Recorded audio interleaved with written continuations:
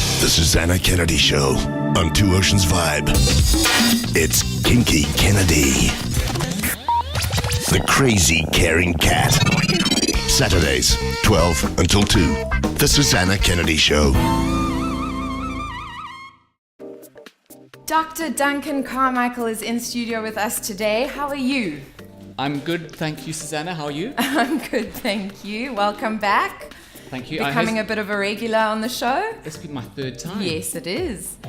You've been on before once, a while ago, yeah. so this is actually your fourth time. And I didn't strike out after the third. No, you didn't. Thank you. Well done. We passed that hump. Thank you very much. Yeah. We're talking stem cell therapy, and I'd like to discuss. Duncan's been telling us a little bit about it, and I have put the podcasts up on my blog. So if you guys have missed it, all the basics are there. We've discussed what stem cell therapy is. I'd like to move on to possibilities. Now, we mentioned at one point, I think it was in your first interview about stem cell therapy, that it's almost like a fountain of youth or something like that. You mentioned I did, yeah. Yes, tell us a little bit more about that. So, stem cells are something we've been chasing for a long time. We've been chasing within medicine and within health medicine what makes us age. Yes. And therefore what helps to prevent aging. So what makes us age? Oh. Well, there's different theories. One of the biggest theories is one of the genetic theories that at the end of the DNA, now if you remember, the DNA is the brain inside a cell. Yes. So every cell has a brain called DNA. And that DNA unravels every time it divides, and it can only divide a certain number of times, then it falls apart. So in your lifetime, let's say your red blood cells divide 50 times, then it's game over. They're done. They're done, and we're done, and that's the end of it. Right. So, and that should at least span like a good 90.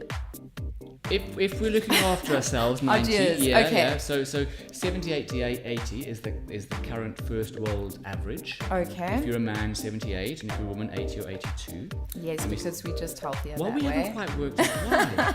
but there's certainly something there. Is it the stress of being a man? Is it... maybe it's because we embody the possibilities of growing life within us, and somehow it's connected to something like that. There's a theory I haven't heard. Yeah, there we go. It could be female hormones versus male hormones. It could be that women perhaps look after themselves better than men. Perhaps, we don't know not. yet. No? But that discrepancy is certainly there. There is an interesting thing with eunuchs, so men who have their testicles chopped off. Yes. That they would live a whole lot longer than men who had testicles. Oh, really? Yeah. So it's your balls that are messing up your life. They drag us down. Sorry, let's carry on with the actual medical talk here. Yeah, let's not get distracted by that. That threw you off just a little bit. Okay, so we're talking about anti-aging, and you were saying that we need to find out like what ages us and how to then prevent that process from happening. Yes, thank you for pulling me back to the point. No problem. No, great. So then what happens at the end of the DNA is something called a telomere, which is the lid. And that telomere allows it to divide. And after 50 times, it stops dividing. Or if it divides too quickly, then we get cancer. Okay. Or if the telomere slows down completely and stops, the cell dies. So somewhere in between is the end of the DNA continuing to divide. In a healthy way. Yeah. So people have done experiments with this with rats, trying to control these ends of the DNA. And actually, we're going off on a tangent as well, because this has nothing to do with stem cells. It's just fascinating. And so those ends of DNA, and there's people like the Methuselah Foundation. Yes. In Cambridge in the UK, and they have worked with rats and tried to make these ends of DNA go on forever. And they claim some success, but that is a holy grail of that type of medicine, of making stem cells or making cells live forever. But a different side of things would be the actual stem cells. So a stem cell being a baby cell, a progenitor cell, a basic cell that can divide into anything and do those 50 divisions.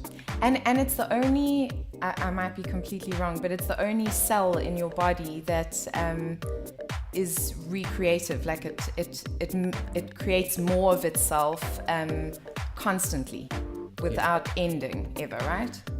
Something like that? Something like that. Okay. So a very, very undeveloped stem cell could develop into any type of tissue it wants in the whole body. Yes, it's the little cell that doesn't know what it wants to be yet. The whole world is open to it. It can Yes. be anything. It's wonderful. You can be the president. You can sweep streets. You can do whatever you like.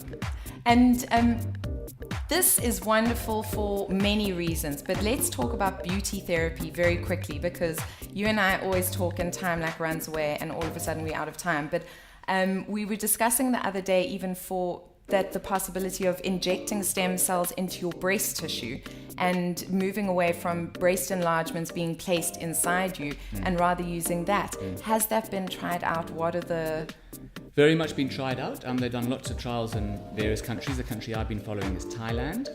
In fact, they did a whole lot of trials on the lady men in Thailand. Okay. And so what they would do is they would take stem cells out of the fat of the tummy, and then they would inject the stem cells along with fat.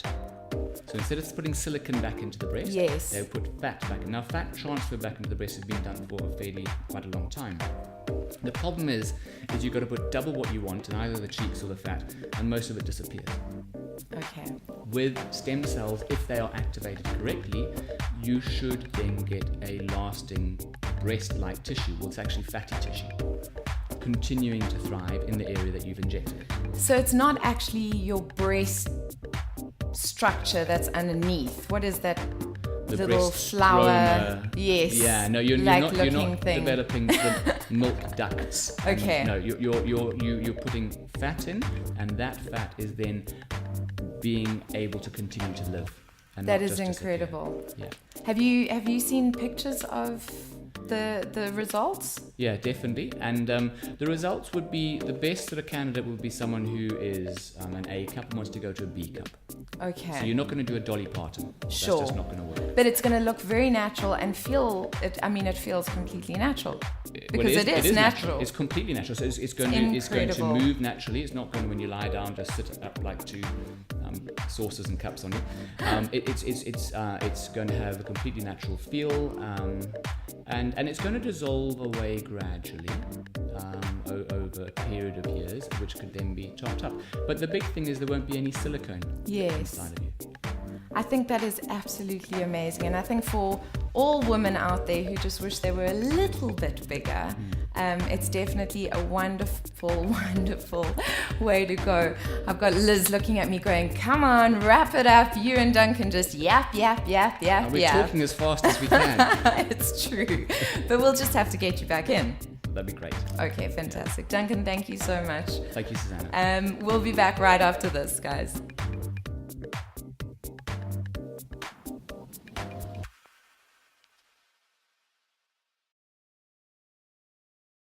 The Susana Kennedy Show on Two Oceans Vibe. It's Kinky Kennedy. The crazy caring cat. Saturdays, 12 until 2. The Susana Kennedy Show.